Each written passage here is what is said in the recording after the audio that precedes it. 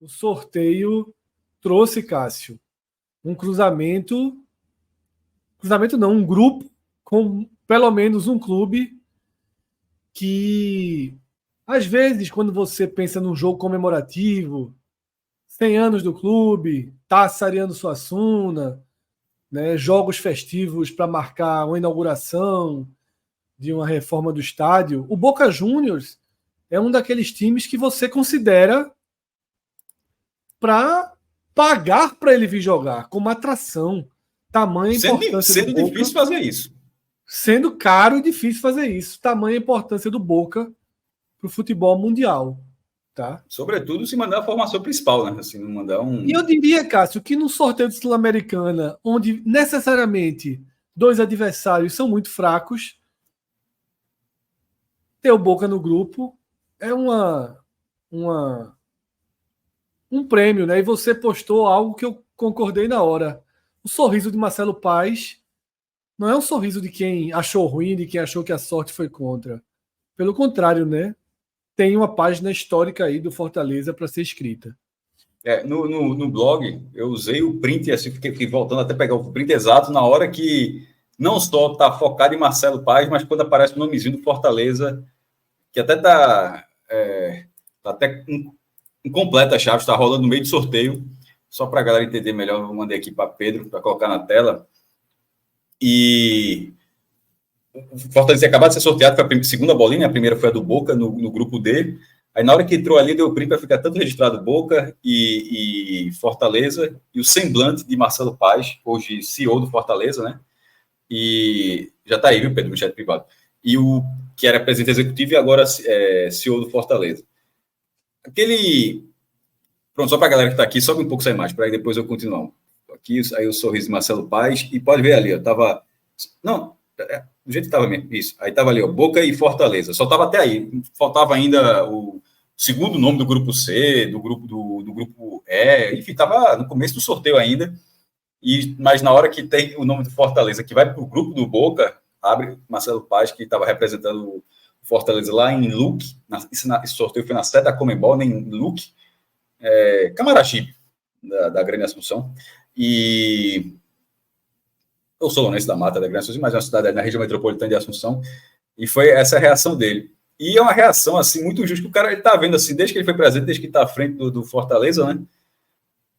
O que é surreal é que só falta um time dos 5 grandes da Argentina para o Fortaleza enfrentar. Na Argentina, esse negócio de G12, de G11, G7, lá é oficial, lá é G5. Lá tem 5 grandes mesmo. O Estudiantes pode ser tetra da Libertadores, que a galera não diz que é grande. É médio ali. Tem um debate lá, né? Tem um debate do G6, né? Que o debate é o sexto grande. Isso. Isso, o debate é sobre quem seria o sexto grande. Já foi o Huracan. Grandes e Vélez, geralmente. Isso, o Vélez tem 10 títulos argentinos. O Vélez é campeão do mundo. Campeão do mundo. 10 títulos nacionais da primeira divisão. O Huracan, pela popularidade, tanto que o Huracan é um rival de São Lourenço, né? Porque é Boca e River, Racing Independiente e São Lourenço, que é o quinto. Quem é a parede do São Lourenço? É o Huracan. Só que o Huracan acabou a perder campeonatos. Tem o Estudiantes La Plata, que é tetra da Libertadores, ou seja, era 3 e o Fortaleza já enfrentou, é bom lembrar, né? Já enfrentou.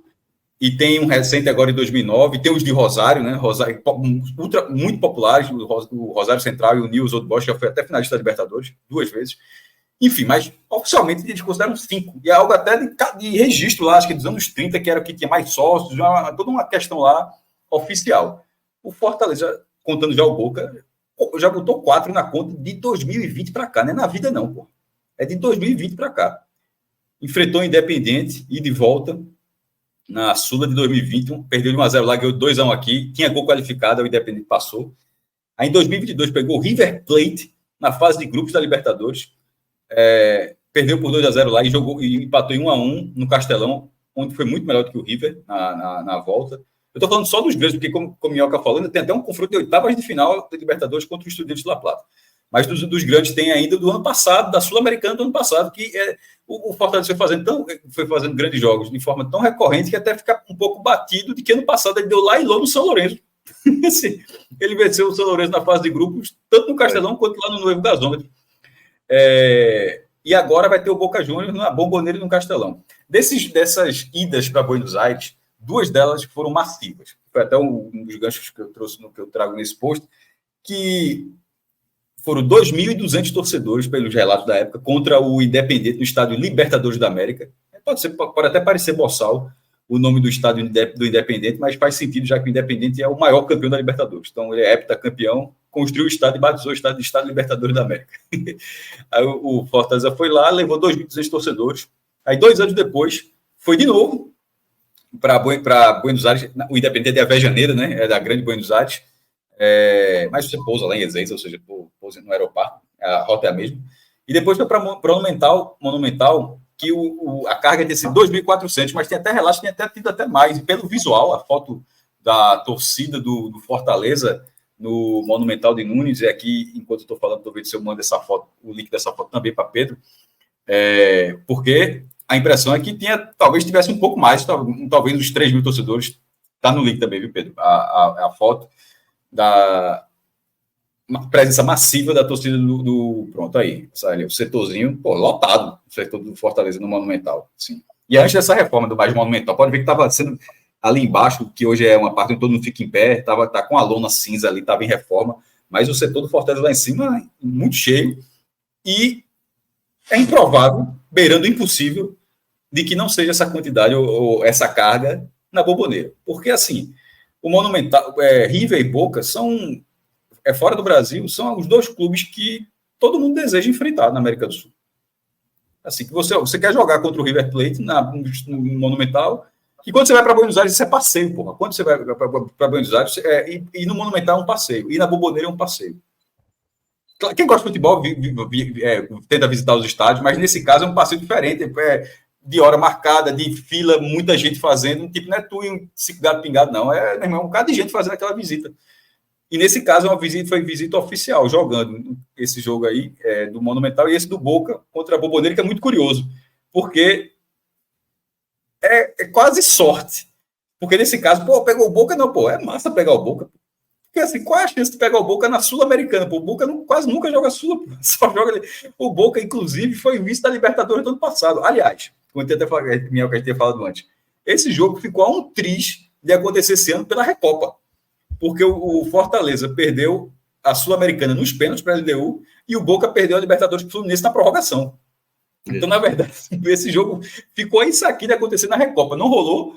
E agora o vice da Sul-Americana, o vice da Libertadores, estão no mesmo grupo. E assim, essa viagem Primeiro, o Fortaleza, antes de viajar para a Bombonera, ele vai receber o Boca Juniors no Castelão. Né? Até o primeiro jogo, o jogo é no Castelão. É coisa para 60 mil, renda absurda, que vai ser lá para cima.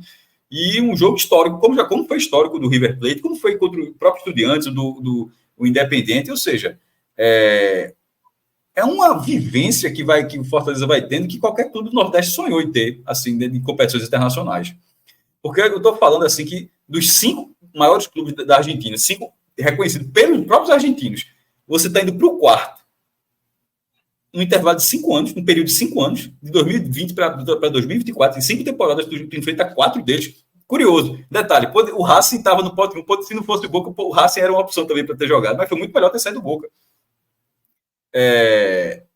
Então, e só para encerrar essa primeira parte, como o Fred falou, dos outros 2, um vai pegar quase 4.000 metros de altitude, é uma experiência brutal, e o Trinidense do Paraguai tende a ser pelo menos um distribuidor de pontos. Mas isso é um outro cenário. Primeiro que a Sula facilitou desde o ano passado, que agora passam 2, aquele regulamento que a gente disse, a gente já está no podcast há alguns anos, a gente antecipa, a gente falou assim, meu irmão, alguém vai desfazer essa merda. Lembra-me que a gente falava, alguém vai desfazer essa merda, pô. A gente falava constantemente, ninguém, não tem como fazer um campeonato de 8 grupos de 4 que só passa do líder, porra. Assim não tem. Eles tentaram inventar no segundo ano a premiação para quem ficar em segundo. E quem quer premiar? O cara vai passar de fase, porra. Quem vai jogar na última rodada para ganhar $100 mil? Em vez de, não se classifica, mas pode ganhar $100 mil. Assim, aí os caras fizeram um ajuste e agora o segundo lugar passa para um playoff, que é a fase 16 avos de final, que é pegando os outros que vem da Libertadores, você joga 16 avos de final e o líder vai direto para as oitavas. Ou seja, nessa condição contra o Nacional Potosí, que vai ser difícil na altitude, mas provavelmente não fora dela, o Trinidense vai ter jogo do Boca, o Fortaleza tem plenas condições de pegar uma dessas 2 vagas e curti mais uma boa campanha na Copa Sul-Americana. Esse sorteio eu considerei o semblante, eu acho que o semblante de Marcelo Paes. Não é um semblante de porra mesmo. Aquilo não é um sorriso amarelo. É o semblante de 2020, né? Quando ele pegou o Independente, né? Ele faz uma cara de tipo, putz, de todos os times da Sul-Americana que poderia enfrentar. Porque naquele momento era o primeiro jogo internacional do Fortaleza. Nesse momento, eu acho que não é, pelo menos a impressão que eu tenho, não foi de sorriso amarelo. Eu vi ali um semblante e disse que, meu Deus do céu, que jogo do caralho que a gente arrumou, pô. Vou ganhar dinheiro pra caramba, né? E ali é mata-mata, né? Exatamente. Não, claro, mas dinheiro. É curtir, pô, que você ainda pode jogar. Até tem isso. No mata-mata tem aquela pressão. Nesse jogo, tu vai jogar para fazer ponto. Se perder do Boca, ainda pode fazer ponto nos outros. Pode passar, inclusive, sem somar ponto com o Boca. Mas a tendência é que o Fortaleza até some. E faça bons jogos contra o Boca. Mas, assim, tem um jogo desse porte de forma regular, pô. Independente 2020, River 22, São Lourenço 23, Boca Juniors 24, assim, tá o tempo todo jogando, fora a LDU, fora Estudiantes. Só para dar noção, o tempo todo fazendo jogos desse tipo. Só para dar noção, o Olé, né, publicou, obviamente, né, pela visão do Boca Juniors, que um grupo muito difícil, né? Porque enfrentaria o Fortaleza, que assim, o Fortaleza enfrentou o River, enfrentou o São Lourenço e tal. Foi vice-campeão, né? Essa é a atual vice-campeã sul-americana mesmo. Isso. E aí, quando junta tudo isso, ele olha, pô, podia ter vindo um clube melhor do pote 2. Porque o Fortaleza era o melhor ranqueado do pote 2 ali, dos 8 que estavam. Então, foi a pior opção para o Boca, em termos, olhando assim, nesse cenário. Então, esse outro lado, né, que é o Fortaleza, nesses últimos anos, né, participando das competições internacionais e fazendo jogos duros, isso faz com que, obviamente, o Boca também se preocupe também com o próprio Fortaleza. É o 39º, porra, do ranking da América do Sul. O Boca é o terceiro. Mas o Fortaleza ele ganhou 39 posições no ranking da Conmebol. O ranking da Conmebol tem 275 clubes. E os 7 do Nordeste, os 7 maiores do Nordeste, estão nesse ranking. O ranking atual ele é atualizado anualmente, é tipo da CBF.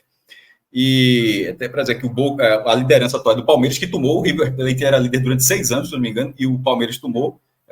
Palmeiras primeiro, River Plate segundo, Boca terceiro, Flamengo quarto, Nacional do Uruguai quinto, Atlético Paranaense sexto, Grêmio sétimo, Peñarol do Uruguai oitavo, São Paulo nono e Olímpia décimo, que é o top 10. E do Nordeste, o Fortaleza é o 39º, sendo o 12º do Brasil. O Ceará é o 63º, sendo o 16º do Brasil. O Bahia é o 79º, sendo o 19º do Brasil. O Sport, que tá, os pontos estão sendo... É tipo tênis, né? Os pontos lá daquela Libertadores de 2009 já estão ficando para trás. O Sport é o 100º, 26º, 23º do Brasil. O Santa Cruz está em 100º, 99º, sendo o 30º do Brasil. Depois vem o Vitória, tá ficando difícil, do 100º, 29º, sendo o 36º do Brasil. Eu estou jogando esse do 100º aqui quase, mas acho que está certo. E o Náutico, o do 100º, 30º, posição 230, em 37º no Brasil, ou seja, os 7 principais estão no Nordeste, e Fortaleza é o 39º, sendo essa a melhor posição da história de um clube do Nordeste no ranking da Conmebol, que existe há mais de 10 anos. Até pela campanha do ano passado, né? Que vai durar muito. Inclusive, a campanha do ano passado ela vai durar porque o coeficiente de pontos ele dura 10 anos. Isso. Assim, ele é decrescente, claro. No primeiro ano, vale 100% daquela pontuação. Ou seja, se é 1.000 pontos, você tem 1.000 pontos no primeiro ano. No segundo ano, 900, depois 800, 700, 100. Aí, quando você passa os 10 anos, nada fica... você tem o coeficiente histórico. Isso. Não, então, você passa, quando sai dos 10 anos conta vitória, empate, empate, grupos, oitavas, quartas de final, título, vice. Isso nos 10 anos. Então, Minhoca, nos 10 anos é isso. Quando vai para o coeficiente histórico, aí isso tudo sai de cena e passa a ser uma pontuação definitiva, que é só título e vice. E vitórias. Na verdade, é o seguinte, só para explicar. Vitórias e empates, isso desde a fase de grupos. Tudo que você conquistou da fase de grupos até as fases finais, vitória e empate, porque a vitória tem uma pontuação e empate tem uma outra pontuação. E cada participação em semifinal, final e, obviamente, se você for campeão. Então, vice ou campeão e semifinais são mantidos no ranking da Conmebol, seja da Sul-Americana. E aí, o coeficiente histórico, o ponto, ele é menor quando entra no coeficiente histórico, mas fica para sempre. Ou seja, esse vice do Fortaleza vai ficar para sempre. O heptacampeonato do Independiente, o Independiente na campeão da Libertadores há 40 anos. Embora seja o maior campeão, mas o último foi em 84. Mas ele enche os tubos de pontos pelo coeficiente histórico. Mas o Fortaleza ele ganhou uma pontuação que vai mantê-lo numa boa participação, mesmo daqui a 10 anos. Daqui a 10 anos. Caso ele não faça mais nada daqui para lá. E, obviamente, vai fazer porque vai pegar esse grupo e esse grupo vai dar ponto no ranking. É isso. A LF Alves está dizendo aqui, inclusive a CBF deveria dar coeficiente histórico na CBF. Concordo. Eu acho que deveria também. Caberia.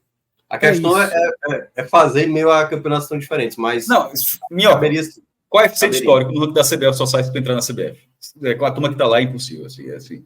Se tu não for contratado pela CBF, simplesmente não há como fazer essa conversão do ranking. Vai buscar 1937, né? Aquele ano lá, no lugar. Teria que contar. Pela experiência da gente que ia fazer o G7 do Nordeste, talvez nem com minhoca, viu? Talvez nem com minhoca, verdade. Não, mas para a CBF, eu acho que eles não dariam. Para a CBF é tudo um peso só. A gente tentaria na discussão aqui, mas para a CBF. Até porque é o que o documento dela fala. A minhoca aceitaria, ele poderia pedir demissão discordando. Com 20 conto por mês ia pedir muito. Só para deixar claro, Cássio passou ali sobre a Sul-Americana, que mudou o regulamento, né? Passam a se classificar 2 times por grupo, mas só para deixar claro que o segundo colocado ele vai para uma fase diferente. O primeiro colocado pula essa fase. O playoff, 16 aves de final, Fred. E o segundo colocado ele enfrenta os terceiros colocados que chegam da Libertadores. Então, assim, para o Fortaleza, claro que tem toda a questão da atração de enfrentar um Boca, de tudo que já foi falado aqui, mas a luta pela primeira posição ela é muito importante. Fortaleza, no passado, na campanha que levou até a final, ele pulou essa fase. É uma fase que eu considero uma fase muito dura, porque você pega equipes que estão vindo da Libertadores. Talvez, inclusive, Minhoca, seja a fase crítica, né, da Sul-Americana. A LDU veio da Libertadores, eu estava na Sula. A LDU... Eu acho que ela veio da Libertadores. Acho que ela veio da Libertadores. Foi. E aí, nessa fase de playoffs, né, a 16 avos que o Cássio menciona, ela é direcionada já, entendeu? Então, o melhor dos segundos colocados pega o pior dos terceiros colocados eliminados da fase do Libertadores. Aí o segundo melhor e tal vai se fazendo, então já é um chaveamento próprio. O sorteio é das oitavas. Então, você não sabe quem você pode enfrentar o mesmo time que estava no seu grupo. Não tem nem restrição, nem por país, nem pelo fato de ser do mesmo grupo. Então, esse é o caminho, né? Lembrando Fortaleza, ano passado, acho que até teve um grupo que ele disputou ali, né? Como o Cássio mencionou, com o São Lourenço. Teve um adversário difícil nas oitavas e depois o caminho poderia ter sido pior, né? Como a gente citou aqui das vezes. Poderia ter caído um Bragantino, poderia ter caído um Estudiantes. Na semifinal o caminho foi ruim. É porque o Corinthians é um adversário duro, só que o Corinthians não estava bem, mas querendo ou não, o Corinthians na semifinal. Né? O Dias jogou até melhor, aliás, contra o Corinthians. Mas eu acho que essa edição de Sul-Americana para o Fortaleza, ela é bem mais difícil, assim, né? Por tudo que os times, o Internacional, por exemplo, que está na Sul-Americana, eu até vejo como um dos favoritos, né? Montou um time muito forte para essa temporada. Você tem o Atlético Paranaense que pegou um grupo muito bom, o Atlético Paranaense, um grupo que eu acho que ele passa com muita tranquilidade. E um outro detalhe é que também saiu as cotas da Sul-Americana e houve 4 mudanças em relação ao ano passado. A cota da fase de grupos está mantida, $900 mil, que é 300 mil para cada jogo em casa. Só que, desde o ano passado, criou-se uma cota, né, pela vitória. Se você vence na Sul-Americana, e também vale para a Libertadores, você recebe um valor. Ano passado, era $100 mil para cada vitória. E agora é 115 mil, aumentou 15 mil. O valor também das oitavas de final, que antes era 550 mil, passou a 600 mil. E o valor das quartas, que era de 600 mil, passou para 700 mil. E a última mudança foi o valor do campeão, que até ano passado ganhava, acho que era 5 milhões, e esse ano vai ganhar 6 milhões. Então esse foi o ajuste que aconteceu. Não sei se o Cássio também vai preparar uma dessa também lá no blog dele. Eu sempre coloco assim, mas nesse momento não tem nem como fazer, mas não tinha colocado ainda não. Pronto. E aí, essa questão das cotas, né, que o Fortaleza visa, pelo menos, chegar nas oitavas de final da Sul-Americana. E ainda sobre a questão do calendário, já se sabia que o Fortaleza ia ter, né, a gente até mostrou ontem aqui, né, Fred, esse jogo da Sul-Americana em meio às finais do estadual. Esse jogo já saberia que era um jogo fora de casa. O que o torcedor estava mais torcendo para que não acontecesse era não pegar, por exemplo, o Always Red, que aí pegar uma altitude de 4.000 metros, o próprio viajar para Potosí, né? Isso poderia comprometer. Não será esse jogo, né? Aí vai pegar o Trinidense, né, lá no Paraguai, uma viagem, acho que até como Fortaleza deve fretar voo, né? Então deve ser uma viagem tranquila. E Talvez aí até segure jogadores, tá? Possivelmente. Não vou duvidar, não. Agora, o Fortaleza tem que começar bem, a Sul-Americana. Se ele começar mal, porque o começo dele é jogando o Trinidense do Paraguai, depois recebe a equipe do Nacional Potosí, recebe o Boca Juniors. Aí vem para mim a sequência mais complicada, que são os 2 jogos fora. Antes do jogo do Nacional do Potosí, que é ali com 3.900 metros, o estádio do Potosí, ele vai ter o Corinthians antes. Tudo bem que o Corinthians também está com a cabeça voltada para a Sul-Americana. Depois, aí você vai ter o Potosí fora de casa, volta para Fortaleza para enfrentar o Botafogo também envolvido com Libertadores, e aí depois viaja de novo para enfrentar o Boca Juniors lá na La Bombonera. Então, para mim, eu vejo essa sequência a mais complicada para o Fortaleza em termos de logística, adversários, né, altitude, juntando tudo, né, pegar o Corinthians fora de casa. Então, eu acho que esse talvez seja as 2 semanas mais difíceis até agora desenhadas da temporada para o Fortaleza.